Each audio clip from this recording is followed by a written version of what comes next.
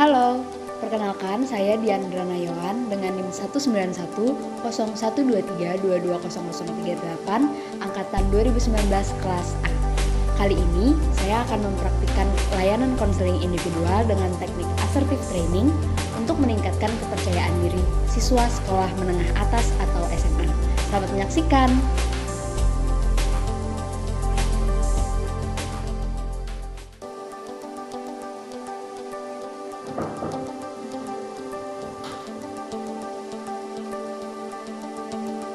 Permisi, selamat pagi Bu.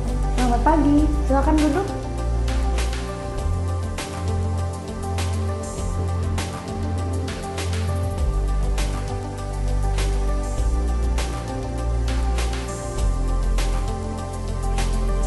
Bagaimana kabar kamu hari ini? Baik Bu. Sepertinya kamu lagi ada masalah ya? Iya Bu, itu saya mau konsul. Oh iya, boleh. Mau konsul apa? Tapi bisa nggak Bu, teman-teman saya jangan sampai tahu. Soalnya saya ada gimana gitu Bu. Tenang aja, kami sebagai guru BK itu punya kode etik dan asas-asas yang harus diperhatikan. Salah satunya asas kerahasiaan. Jadi cerita kamu pasti aman kok sama ibu. Baik Bu. Oh ya, sebelumnya kita tentukan sama-sama ya waktu konselingnya. Kira-kira 45 menit cukup nggak? Cukup Bu, cukup. Jadi ada masalah apa? Itu Bu, nilai semester ini kurang bagus. Oh ya, kenapa bisa kurang bagus? Kayaknya karena presentasi saya Bu. Kenapa presentasi kamu? Kemampuan public speaking saya itu kurang bagus Bu. Entah itu via Zoom atau presentasi secara langsung. Terus saya kalau baca materi itu terbata-bata dan masih terpaku sama teks. Saya juga kurang percaya diri Bu. Oh, jadi menurut kamu nilai kamu itu turun karena kemampuan kamu presentasi itu kurang bagus, begitu? Iya Bu. Terus semester-semester sebelumnya gimana? Ada presentasi juga kan? Iya sih Bu. Sebelum-sebelumnya juga itu saya memang nilainya kurang bagus, tapi nggak tahu kenapa saya baru berani konsultasi sama ibunya sekarang. Oh iya, nggak apa-apa.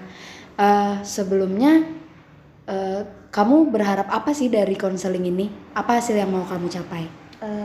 Saya sih pengennya untuk presentasi nanti secara langsung atau tidak langsung, saya itu udah nggak gugup lagi, sudah percaya diri. Terus waktu membawakan materi itu tidak terbata-bata dan terpaku sama teks.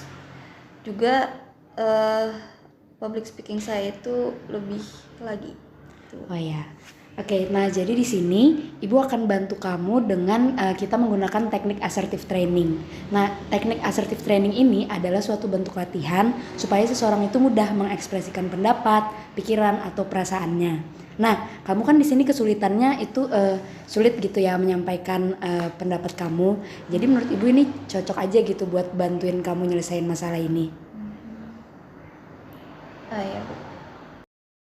Nah, pertama-tama mungkin boleh kamu contohkan ke Ibu, kamu presentasi biasanya gimana? Boleh Bu.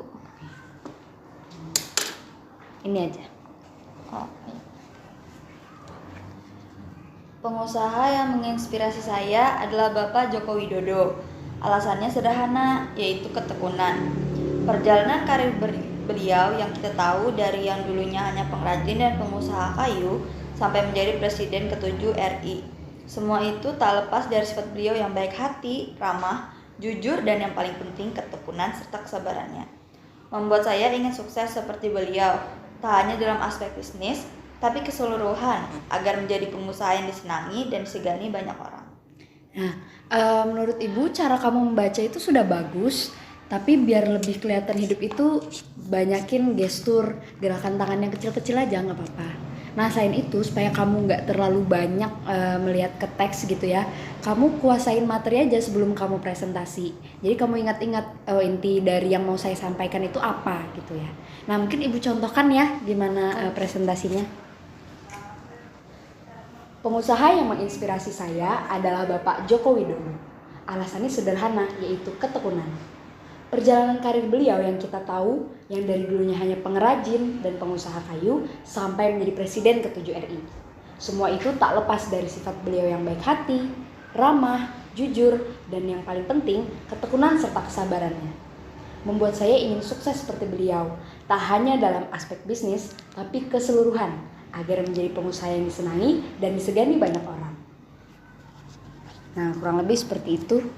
Mungkin bisa kamu contohkan lagi dengan gestur tubuhnya. Baik, Bu.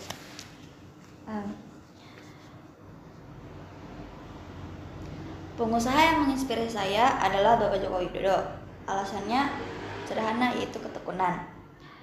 Perjalanan karir beliau yang kita tahu dari dulunya hanya pengrajin dan pengusaha kayu sampai menjadi Presiden RI ke-7.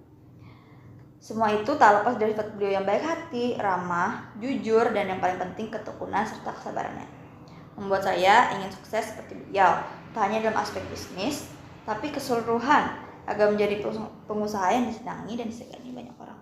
Nah, udah lebih bagus dari presentasi sebelumnya, tapi lebih banyak melakukan kontak mata sama orang lain ya. Ya. Boleh saya coba lagi, Bu? Oh iya, boleh, silakan.